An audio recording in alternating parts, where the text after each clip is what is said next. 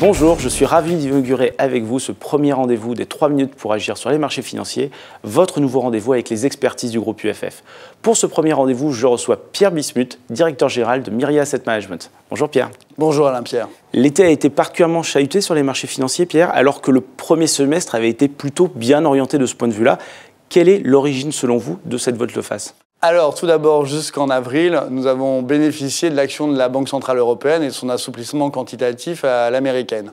Ensuite, en mai, juin, voire juillet, nous avons eu le psychodrame grec qui a fait les gros titres et donc qui a occupé et focalisé l'attention des marchés financiers.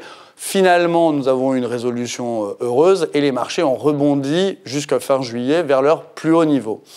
Ensuite, au cœur du mois d'août, la Banque centrale chinoise a dévalué par 3 fois le yuan par rapport au dollar. Ce mouvement totalement imprévisible de la Banque centrale chinoise a surpris l'ensemble du monde financier et a jeté le trouble et des craintes sur la puissance de la croissance mondiale. Et donc, les marchés financiers ont commencé à broyer du noir. Est-ce que selon vous, ce mouvement n'est pas excessif ?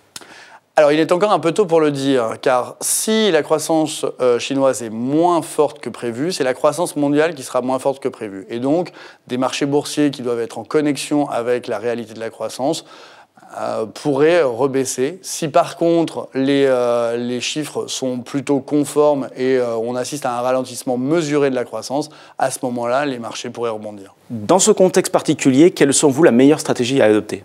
Alors, vous avez compris que c'était très incertain en ce moment et donc l'essentiel, c'est de rester flexible. Pour le moment, nous avons réduit la voilure sur les expositions actions de nos fonds. Nous sommes grosso modo neutres sur cette partie et toujours assez frileux sur la partie obligataire compte tenu des rendements très bas actuellement sur le marché.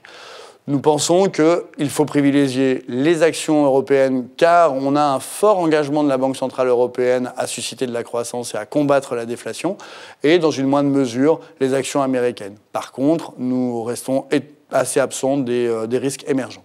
Merci Pierre. Merci Alain Pierre. Flexibilité et confiance dans les actions européennes, c'est ce qu'il fallait retenir de ces 3 minutes pour agir sur les marchés financiers. Merci de votre attention et à très bientôt pour votre nouveau rendez-vous.